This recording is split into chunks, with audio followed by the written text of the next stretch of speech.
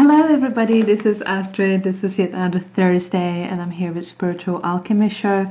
Let me just quickly log in into the ParaX Radio Network chat room because today I'm definitely going to need it, because in this particular show I'm going to talk about spiritual or occult and metaphysical training, and that's something I'm being asked about quite often, and people are really interested in how to start with occult and metaphysical training, and what is a good starting or training point, as they believe that's something that can be trained.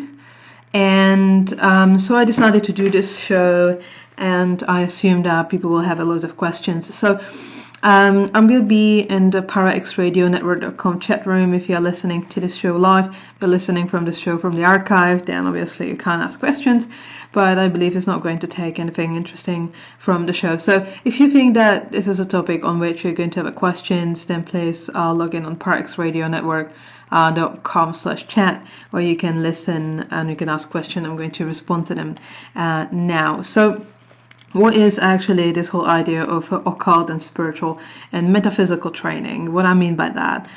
What I mean by that is some sort of a development that leads to the person either being and following the path of a sorcerer or path of a mystic or path of a hermetic. Either way, it's a spiritual path. Or esoteric path, depends from which end are you looking at it. I'm really hoping you can hear me fine, and I'm really hoping that my recording device is going to work, because this is going to be super interesting and super important show. And actually, after this show is finished, I'm going to put it on my blog on the lunarlodge.com, where I'm going to make like a collection of from the radio shows I made. Put together some sort of like a training for the beginners. So what I mean by a spiritual training, by the way, please let me know in the comments on the paraxradionetwork.com if you can hear me correctly and if everything is fine and you can hear my voice. And so what I'm going to talk to you today, I'm going to talk about how to start with the training and how to continue, and how basically the whole thing pretty much works. So I'm assuming that the people listening to this are at least somewhat, I would say, aware of the basics of the spiritual or occult training or training in magic. And as I guess many of you know, there are very many systems that are provided, or you can follow. One of the most, I would say, famous one or popular one is a training system by Franz Barden. It's called the Barden system sometimes, and his book Initiation into Hermetics, which is used and is great for sorcery, and it's a good training system. Or my favorite training system would be 7 Hermetic Letters from George Lomer, which I do believe to this point is unprecedentedly the best training system that's out there.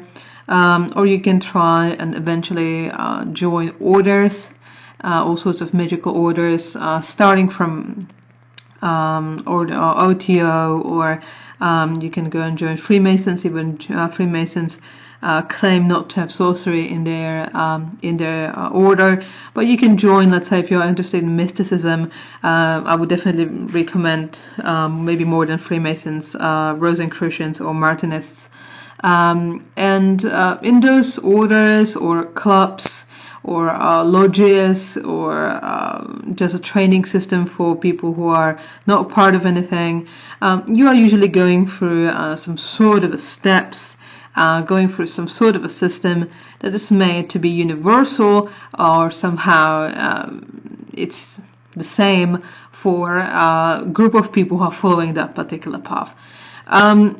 How much universal those systems are and how much they truly work for everybody? Well, the answer to it is look how many different lodges and how many different clubs and how many different even fractions of lodges or fractions of orders are. That gives you the idea that obviously not everything works for everybody, at least not what they are presenting, because if that would be the truth, there would be no reason for so many fractions, and there would be no reason for so many different orders. There would be just one that would be universal, and it would not break into smaller pieces. The sign how you can, I would say, find out an order or training that is not the greatest, or something that it's not a good idea to follow. I will start talking about like what to kind of not to follow, and then I will kind of go to this idea of maybe what's a better idea to follow. One of the things that, and even though it is a fairly common idea, that if you see some sort of a training or some sort of direction that is usually and mostly followed by one gender only. If you see that it's something that is 90% of it is male or 90% of it is female, most likely it's a great pointer to the fact that this particular gender or this particular direction or lodge or training, it's not universal, it's not well balanced, it's extremely polarized.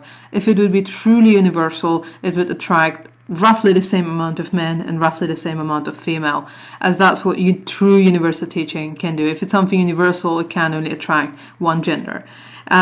So that's a good pointer how to find a good system. For example, system of Franz Barden, or even better, the system of George Lomer, does in general attract both females and males equally. So that's a usually sign of a system that is much closer to being universal than something that is highly polarized. When I say that usually loads of the lodges or even the training system are usually filled with loads of bias, and loads of the books that are meant to be for training. That's not the case of Barden and George Lomer, but loads of other books with training would be, that's usually, let's say, case of Aleister Crowley and his book 4, would be filled on purpose with misleading information. That usually is there to I would say, avoid somebody who is not worthy or just not have the right setup or mindset, or just not being educated or not having a teacher to be able to continue. So if you're going through training with Aleister Crowley, please mind that loads of the stuff he's writing is on purpose misleading. That will be also the case of Blavatsky. And basically most of the older occultists and older magicians. How you can tell that the training is right? Usually you will just naturally gravitate to it. You will gravitate to some form of a training over the other. But I would say sometimes you will gravitate naturally to the wrong one, because the gravitation is coming from your, I would say, unprocessed qualities and unprocessed elemental disbalance over something else. So it's a good idea to start with some sort of baseline, with actually, surprisingly, most of those lodges share, even though every single one of them is going to have it in a slightly different packaging. The very basics, the very skeleton would be somewhat similar. Might not be, but I would say in lots of cases it will be somewhat similar. So what I'm going to present you today is a kind of my form of the training, my understanding of the training. But I'm completely open to the fact that people will adjust it. It's training that I put together to be as universal as possible. It's not aimed at one particular gender. It should attract both genders equally and show the highest possible amount of universal laws as I was able to accomplish at this point in life. But I'm obviously open, and obviously I think it's a good idea to keep your own individual spin to it. I do believe the path to the all and the path to the universal leads through going through and appreciating individual, even though lots of people might disagree. But I'm definitely sensing that path to universal leads through individual. So I'm going to just give you the skeleton, and feel free to amend it or change it or put some individual spin on it. But I'm going to put a few, I would say, outlines for those people who would like to start. I would say the first rule, and I'm saying there is not much how you can put a spin on that one, but I'm sensing that's going to be pretty much universal no matter what you're going to do, and that is be serious about the training. If you are not serious about what you're doing, if you're not serious about your development, you are technically speaking banishing everything you are trying to achieve at the same time when you are trying to achieve it. You always manifest, and no matter if you are somebody who does have already training or does have any background, or if you're somebody who has absolutely none, either way, it's a subconscious process. If you've been listening to my show on the psychic powers, is a lunar process. You manifest what you want, you manifest what you are. So if you're manifesting what you want and you're not taking your progress and your development seriously, what you truly want is you don't want it. If you are not serious about it, that means you don't want it, and therefore through your lunar mind, that's what you are manifesting. Your results will be really bad or non-existent. So be serious about your training and be sure that's something you want on all levels of your psyche, and you're following your words with your actions. Only that way you will convince your lunar mind that this is something that you truly want to do, and it will help you and open loads of doors for you.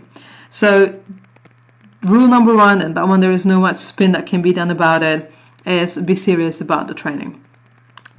Rule number two, where you can put a spin on it, but it's more like an advice, is to have a magical diary. How is it going to look like? How is it going to be? How often you're going to use it? If it's going to be picture, if it's going to be a log on a computer, if it's going to be log on a phone, if it's going to be on a parchment, if it's going to be on a paper, like that's completely up to you. Some people use the magical diaries daily. Some of them use it every week. Some of them use it wherever they feel inspired to. That's something you can definitely put some spin on it. But in a way, it's good to have one, because that way you are not just tracing your development, you can see the development in it.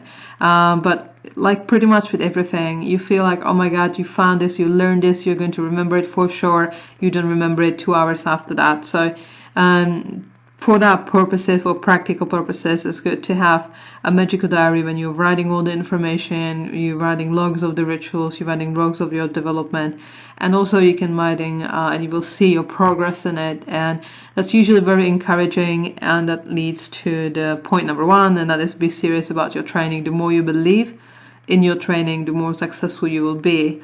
And if you have a magical diary, that's proving you that you've done absolutely smashing in upcoming in past 3 months within the training. You're starting to believe in yourself. It's black on white on the paper in the diary. You believe it. Therefore, it goes straight to your lunar mind, and you are manifesting more of that. So the diary itself, it's not just I would say receptive. The diary itself is also giving. It gives strength. It gives conviction to continue on your journey. So lots of people think, I don't care about magical diary. It's a purely receptive tool. It only takes. It doesn't give. But it's not true. And if the magical diary is handled correctly, it can give the same amount it can take. So it's fully functioning and absolutely legit a magical tool to use if used correctly. So this what I'm going to suggest for the training. I would suggest not necessarily doing things in steps. I think steps and levels and degrees are extremely limiting.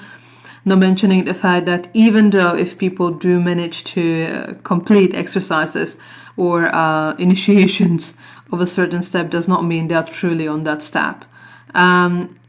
That's something that is really just in the divine hands, and only divines in divinity can actually give people degrees, or how you call it. So in that sense, I would try to avoid that from my personal experience. Even though people will claim it works, the way how it works, it's difficult. Sometimes something looks like it works if you're looking at it for 2 seconds, but if you look at it for 2 hours, you will see how it's actually broken. So that's somehow the way how this tend to work. So I would tend to avoid degrees or steps. You will naturally see how you're progressing. The world does not function in steps. The world functions in a fluid scales. When there is nothing black and white, but there's always millions of shades in between. You're not aging on your day of your birthday when you basically jump age 1 year. No, it's a natural process that's happening in a small time scales. You are literally getting older and older every second. It's not like you have to wait till a year and then it all happens at once. So things rarely happens in steps. It's not natural for actual divinity and nature to function that way, and human development and spiritual development is not different. It's a slow, it's a gradual process that does not have jumps or steps. It's usually gradual. So one of the first exercises that is definitely good to work on or start with, doesn't have to be the only one you're starting with, but it's definitely a good idea to have that be one of the ones you're starting with. And that is a patient exercise. Obviously, lots of the exercises, especially at the beginning, are the hardest, and people don't want to do them because people nowadays don't want to do exercise. And nowadays, it feels like especially our Western generation or Western world got extremely spoiled, and we don't want to we just don't want to do stuff we don't want. We don't want to do stuff that's unpleasant. We are not used to handle unpleasant situations any longer. We are not able to handle lots of the stuff that people were absolutely used to handle on everyday basis 100, 200, 300, 400, 500 years ago. And that's a price tag for technology, and that's a price tag for development, which is obviously an amazing thing. But on the same hand, it made us extremely sensitive. And the sensitivity is affecting the fact we just don't want to do things that we don't like to do. And one of them would be obviously training our patience, training our will, training silence. And that's all the things I'm going to get to later on in this show. So people nowadays don't want to do things that are hard, but patience exercise is something that's going to be extremely unpleasant. And 80% of the people will just not do that training and will just basically fail on this very first exercise. And that's one of the reasons why this exercise is so amazing. Because it's such a simple thing, and it's such a simple exercise, and straight away you can tell if the person actually is serious about the training or if the person isn't. The exercise with the pea is very easy. You just have a tiny, it can be a jar, like a cup of yellow pea, or it can be lentils, or whatever pulse you will find around. It can be yellow, maybe green pea, whatever you find, but preferably dried ones. And you just on one point just sit down and just spread it on the floor, and then one by one you pick it up. The moment when you feel like you're losing your patience, you're starting to get impatient, and you're starting to get mad and angry, you stop picking, and you only can resume once you're calm again. And you do that every day. Obviously that's a bit harder with people who have kids and stuff, especially like mothers with kids, but you can do it when the kids are sleeping. And if you do that every day, you will see that after 2 weeks how your patience is skyrocketing, how you are much more resistant towards basically almost anybody to make you upset, make you angry. It's an exercise that will train your patience and train your will. And that's one of those two most important things in the whole magic and the whole magical training. You will need the patience, and you will need very strong will. So this is exercise that seems simple, but it's not. And I would say out of all the magical exercises, this one would be the initial training would be one of the hardest. Second exercise, or another exercise that I'm suggesting, is exercises to training your will. Willpower and will, it's the moving force of our life. It's the moving force of basically everything that moves around. and there is no mysticism or there is no sorcery without will. Willpower and will is crucial. But as a magician, you have to learn how to first control yourself. How you can think you can control the outside world if you can't even control yourself. And that is a rule that does not only apply to magicians. That's a rule that applies to basically everybody on this planet. Loads of people having hard time to control their environment, but they are having hard time to control themselves at first. Loads of people, not loads of people. Well, it happens that, and that's actually a psychological. I would say such a psychological effect when people who are not having control over certain aspects of their life, or they did not have control over certain aspect in their life inside of them, a control of aspect of something that's inside, will try to compensate for it. We're trying to force their control and their, I would say, this is manipulation, but control on their environment. So that's how people who are extremely controlling create it. Usually it's a sign of lack of control over something in that person's life. So obviously that's not something you want to happen. If you want to go into occult, you want to have a clean slate. You want to have yourself sorted, and you want to have your will and your past and everything has to be clean and sorted out. So the willpower has to start within yourself. If you can hold the willpower within yourself, then you will be able to in a healthy way transfer it on the world around, and it will be just a natural, I would say, continuation of what you are doing, and a natural continuation of your inner power instead of projection of a lack. Because if you, again, your lunar mind manifests what you want. If somebody is really feeling or fearing lack of control within themselves, and they have to kind of manifest it or like impose it on their environment, what is that? That's, again, the lunar mind reads that as I do not want control, because the person is not taking control of themselves. Therefore, it's just going to manifest more and more situations when this person is out of control and losing control, and makes them freak even more, makes them grasp even more. And the person, easy as that, the person's on a slippery slope, and only God knows when this is going to end. So in that way, we first have to always control and master ourselves before we even think about mastering anything that's outside of us.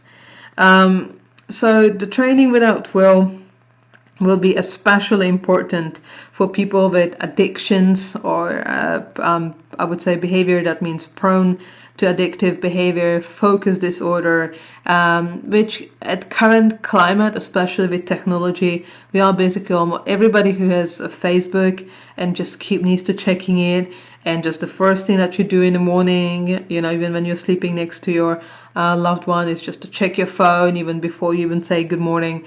We are all prone to addictions nowadays, thanks to technology, thanks to Facebook and places like that. It I would say increases, and it in a way definitely I would say makes available and kind of even justifies and makes it all okay to actually be addicted to those things. But in a way, addiction to modern technology can be as dangerous, or is the same principle as addiction to alcohol. So that obviously not something that is compatible with a strong will of magician or a mystic, which has to be the will of a steel.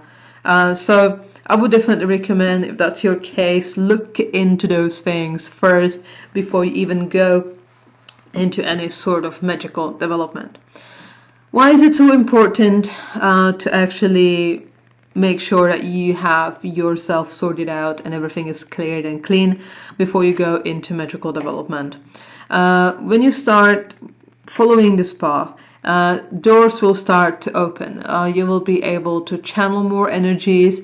You will be able to, I would say, work with more energies. And basically everything that you have within yourself that it's not sorted out, is just going to be something that before you went into the occult was just whispering. But as you're going into occult and all of those energies, there's more energies that you're working with, it's like adding volume to everything. It just adds to it. It's just pouring the gasoline, adding volume. Whatever was just a minor problem before now starts to be screaming, and it's going to make everybody, including yourself, deaf. So for that's the reason it's important to deal with those things before you go into that, before they backfire terribly in the process, because in the process you're opening channels between your solar mind, lunar mind, and the divinity. And whatever is hidden there that's not supposed to be there is going to ride in that channel, and everything that's coming in is going to be tinted with it, and everything that's going out through that channel is going to be tinted by it. And that can just really, really mess up somebody's life. So it's really important to first very thoroughly and very seriously work on oneself before you start to even attempt or think about doing something outside. So I said training your will. Training your will can be done in many different ways. I would definitely recommend, loads of people recommend training will on some exercises, like you are focusing on one thought for 10 minutes. You can do that. You are focusing on not having any thoughts for 10 minutes. You can do that. You can focusing on one color or one particular element in your mind. You can do that. But I would say even more, I would say effective will be really focusing your will to get rid of your bad qualities or some qualities you want to transform within yourself. That's harder. That's significantly harder than just imagine a color and hold the idea of the color within your head for 10 minutes. But it's going to be much more rewarding. So you can train your will by stop smoking, stop drinking. If you want to be vegetarian or vegan, stop eating meat. You can focus your will on losing weight. You can focus your will on getting in shape, or you can focus your will in anything else that would lead to some sort of perfecting of yourself, or turning yourself into something that you really, really want to be. It can be also if you work for yourself, you have a hard time to work, let's say write, you're a writer, then focus your will and train your will on really getting the work done when it has to be done. When you have problems with procrastinating, again, procrastinating is a lack of will and lack of discipline. Train your will on that. Find that annoying bug, find that annoying thing that is showing you that that's where your discipline, that's where your will is lacking. That this place, that's the weak spot of your discipline and will, and just go with it and train your will on that one. You will have a better results or more interesting results for sure than just purely trying to concentrate on the color. So I would say this is the good things for to start with. Being serious about the trainings, patience, exercises, and training your will. That's 3 extremely hard and I would say difficult trainings. Well, at the end of those 3 exercises, I believe they will pretty much sort out 90% of the people who are interested. But you know what? There might be some of the 10% who are listening to this show, so they might find it interesting. So another thing that is very important and is often talked about but rarely explained, it's the power of silence. Usually have in many old books and many old grimoires that you should be silent no matter what, but the question is that they rarely actually do, I would say, explain why is that. Oh, Silinket is asking, what happens when will means swimming upstream? If will means swimming upstream, even better. For magician, for spiritualist, for basically, like, technically speaking, for anybody, to be honest. Like, those rules are not just for people, or this training is not just for people who necessarily wants to do sorcery and do spells and do magic. This is basically a rules that, or training that if people will follow, I can and they will master them. I can guarantee they will just become happy, balanced people who just naturally radiate a great energy, who are happy in life, who are very hard to stress, who are hard to upset, and just having, you know, this inner feeling, the inner strength. You just meet sometimes people and they radiate this electric strength. They are not overly confident, they are not cocky, but there's something within them that you feel that there's like, it's unshakable, and they feel happy.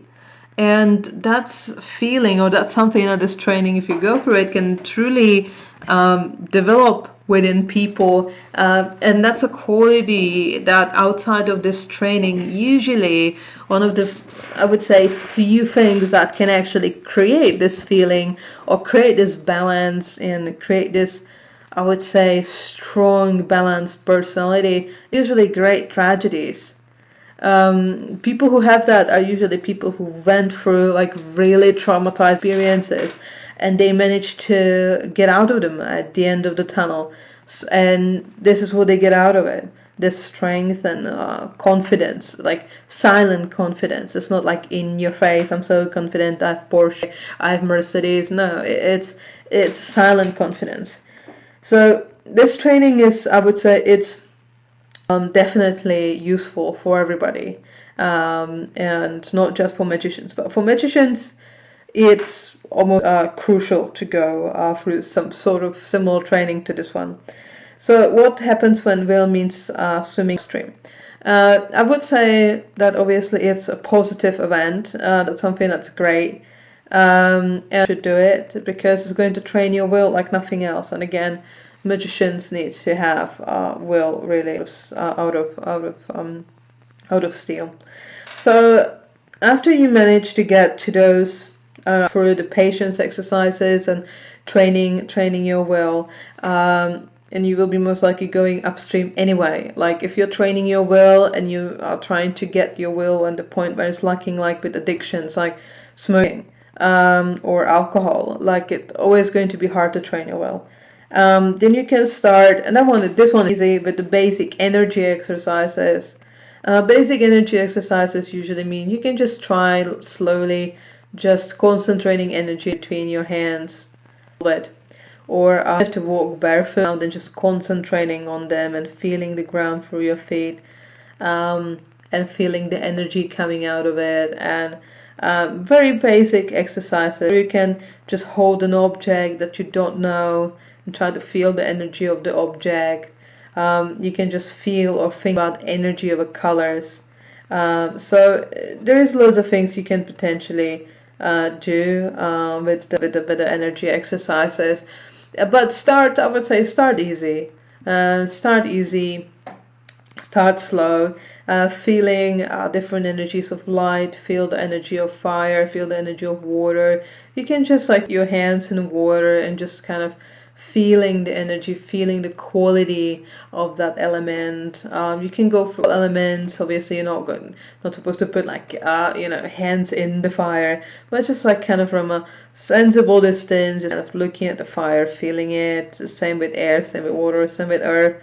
Just kind of feel the differences, how they feel differently to you, and then write those in your magical diaries. So just doing energy bond between your hands is just like very nice and easy and absolutely safe energy exercises, because people usually want to do exercises, energy exercises straight away. It's one of the first thing that they want to do. They don't want to do the patience exercises. So this is something you can definitely start with. That's not going to do any harm. You can also just feel your energies. Close your eyes and feel the energy of people in the room that are there with you or not, and that's all like very easy and nice things to start with. As I said, don't forget to learn the silence. And the reason why to learn silence, why is it important, is following. It's not because of, actually partially it was, but most people think that the whole idea of keeping silent was purely based on the fact that witches were prosecuted, or people who are into occult mysticism were heavily prosecuted by government and all sorts of different religions. So its idea of keeping quiet is going to preserve the teaching and going to make it safer. But it's just absolutely true. And the truth is, obviously, in many different parts in the world, still, this is fairly, I would say, difficult topic for many people. But in the same way, the learning silence, this is not the only reason why silence is so important. If you imagine the whole world basically as a spider's web, everything is connected with absolutely everything. There is no an actual vacuum. Vacuum does not exist. There's always something in it. And that way we are connected with basically the whole universe, because again, boundaries does not exist. Boundaries between my body and air it's basically illusionary. It's just atoms moving in on in a different speed, and so the differences between matter and air, and it's just speed, nothing else, and speed in time. And what I was seeing in the situation is that everything is connected, and even though when you will something, the wishes of other people and of the environment will always get involved. And what could have been a slightly very straightforward process can now become really difficult. Basically, this would be the astral version, or the astral, I would say, astral idea of a situation where you want to buy a car, and you go and talk to 5 family members of your family that you want to buy a car. And one says, no, buy this car. Don't buy Ford, buy Opel, don't buy this brand, buy this one. The second one will says, no, don't buy this brand, buy a pickup truck. The fourth one says, don't buy a pickup truck, buy a red, I don't know, this car. And the second one says, no, get a pickup truck, but get it in a different color or from a different brand. And you already have those 5 people and their own wishes, ideas, and directions in life, and backgrounds and past, and their own story is getting mixed up with yours. And obviously, what you could have done just at the beginning, you just didn't have to ask those people and just go and buy the car that you wanted from the beginning. So in this case, you either go and buy the car straight away, very easily, straightforward. You just go to the dealer and buy the car you want, or you talk to all the other people and they put all the stories, and you might end up buying some of their cars that they recommended, or you might decide to go and buy the original car anyway. But it's not a straightforward process, because you had to go through all of those 5 people and explain why you don't want that car they're offering and you want your own. So, and that's exactly what's happening with silence. If you are keeping silent about your process and about what you're doing in magical and metaphysical development, that's the equivalent of you just going and buying the car. You have a wish, you have a will, and that goes directly from point A to point B. Or what you can do, you can tell a million people and their own stories and their own ideas. No, it doesn't have to be physically. Those people doesn't have to even say a word. They can just nod and just go on with their day. But on astral level, the message, it's out. The idea, it's out. It's there. It's in the world. It's already starting to manifest. The moment when you say something, it's starting to manifest. So it's kind of manifesting, but it's not manifesting in the moment where you actually want it to manifest, because you're just talking about it without actually maybe before you even do it. So in that sense, you want to be efficient. You want to get from point A to point B in a short amount of time possible. So that's why you have to keep silent, to not mix other people's astral energies with what you want. The truth is that when you are really advanced, you can use that for your advantage, when you're actually using the other person's energies to kind of feed that wish of yours. But that's something that's very advanced and requires somebody who can work on inside and also in influencing the outside. So I would say after all of those hard tasks comes the hardest one. And that is by far the hardest part of magical development, but it's something that's actually on every single development I've came across. So every single magical training, but again, doesn't have to be magical training. This is something that's great for everybody.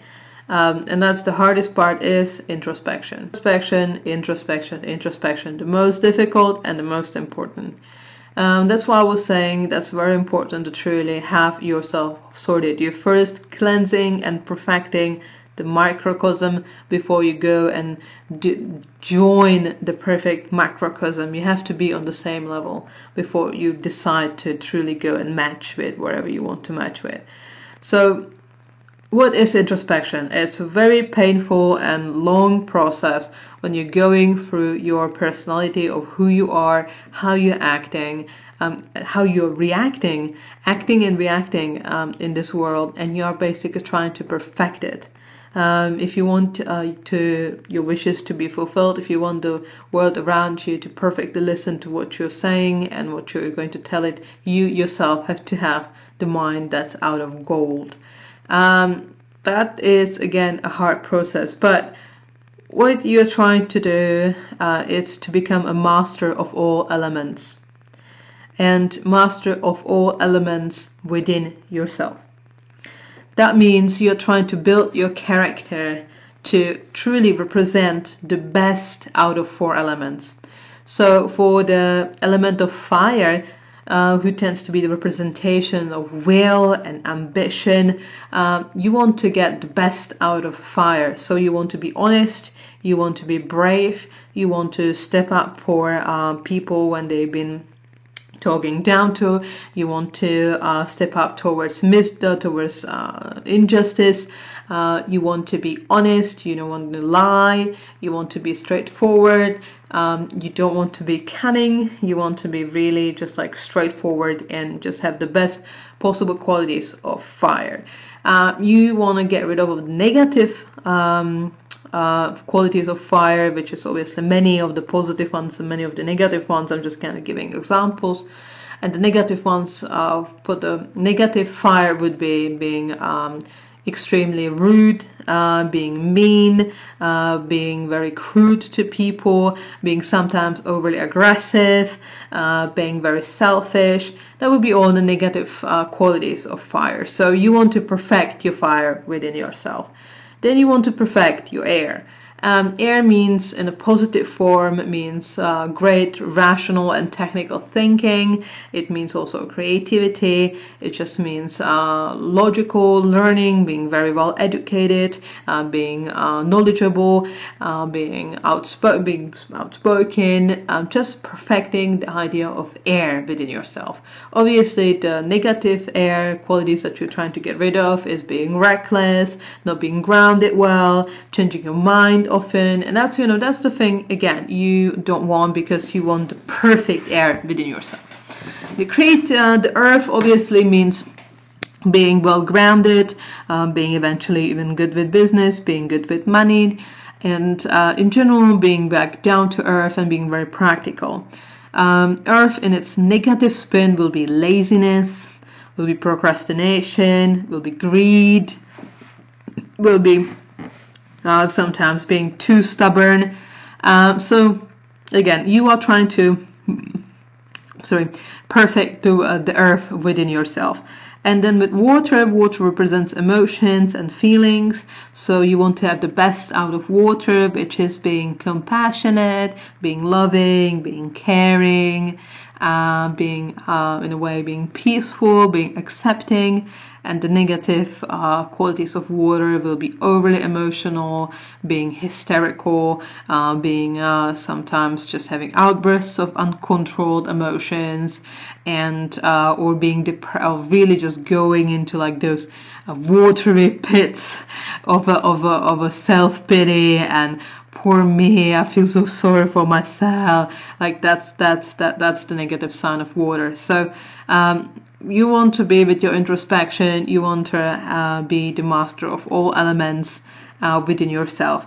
Obviously, this will result in everybody's having slightly different personality, because everybody will, would say, naturally gravitate to different different I would say ratios of those perfect qualities of those elements.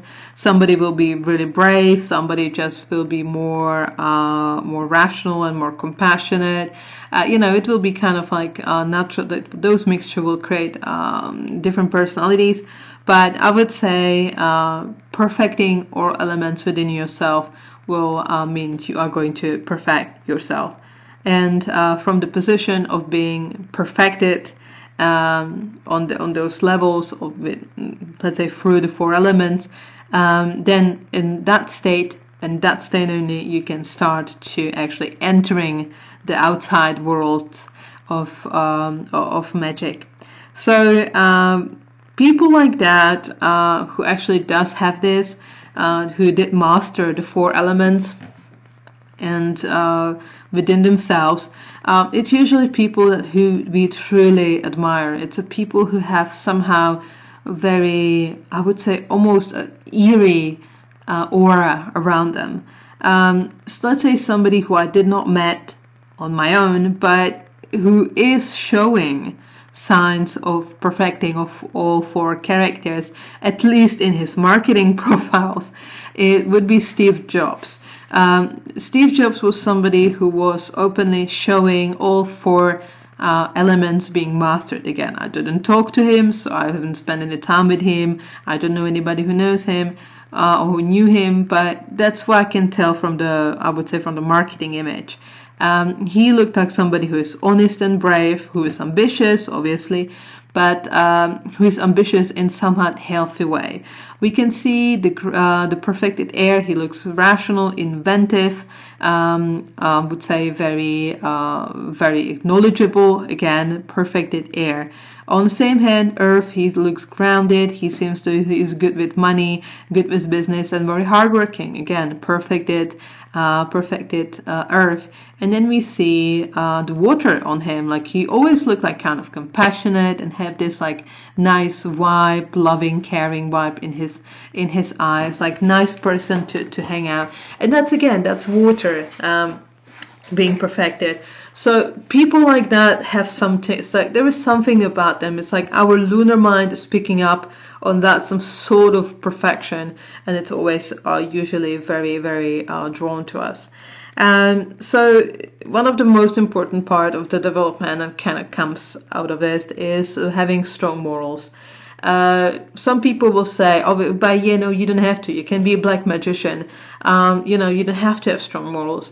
Well, I would say, even though I would not condemn this type of magic, because everybody is just on a different path. The truth is that with a dark magic, if you approach it from the point of light, if you approach it from being very well developed magician and who work and perfected all the elements within themselves, have a very strong morals, then you can do it.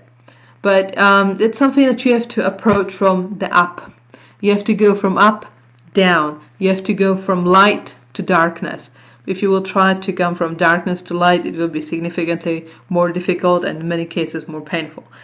But I would say for people who are thinking, yeah, I'm just going to do magic and I will get all the chicks or the men or all the monies. The truth is that it's important to have strong morals, because especially in this type of path and magic, what you will make, you will have to live in it. So whatever bathed up you will put in it, you will have to bath in it. So if you will do also stuff and you won't have any morals and you will be doing all sorts of malicious stuff, then you will have to be in that environment. You will have to be within that energetical egg that you created for yourself, and this is what you put in it. You will have to deal with the consequences. So definitely I would be very careful with that. And for any metaphysical occult, or in general for life, it's extremely important to have a strong morals. Transforming of personality like this, like perfecting the 4 elements, it's not something that will take 1 week. it's something that can potentially take years to truly transform yourself. But the moment that you decide to do that, and the way you start on with this project, usually forces, spirits, divine help is coming, and it seems like everything is working for you, so you can truly go on that journey if you have your goal in mind. For sometimes it will be, if you're trying to work on your bravery and on your will, you can get yourself in difficult situations, but that means the situation is there for you to truly perfect it. So I would say the environment will react to your will to perfect yourself, and will sometimes provide ideal situations for you to truly execute what you're trying to do. So I would like to kind of suggest one exercise that's actually from a book, and that is a mask exercise, and that's really great if you're trying to get rid of your past. How you do it is for people, it's ideal for people who have some traumatizing experience in the past they're trying to get rid of, or just don't want to think about it. So you basically stand in front of a mirror with a mask, and every night before you go to sleep, preferably wear different clothing as well than you normally wear, and you are telling your life story, all the traumatizing thing, with that mask. And the next day you do it again, and the next day you're doing again, and next day you're doing again. And after some time, the story just becomes the story of the mask instead of story of you. So you're beautifully detaching yourself from that story, and it becomes the mask story. It's a beautiful exercise, and I would say it truly does work. Not mentioning the fact that it's a beautifully, would say, representing also an extremely important element in magical training, and that is repetition. Repetition. If something doesn't work for the first time, it's going to work for the 10th or 20th time, so do not get discouraged. So one of the things you can also do is you can start in Soul Mirror, and that's something that's from Barter system, when you will write 4 columns or 8 columns, I would say 2 for each element, and you write element negative qualities, element positive qualities, and then you just write. So you have to be extremely honest with yourself. Okay, you look at it, it says fire, okay, so I do believe I'm brave, so it goes into positive, but I'm also reckless, so that goes into negative. And if you start filling up the paper like that, very quickly, very easily, you will see where in the negative qualities where you have the strongest negative point.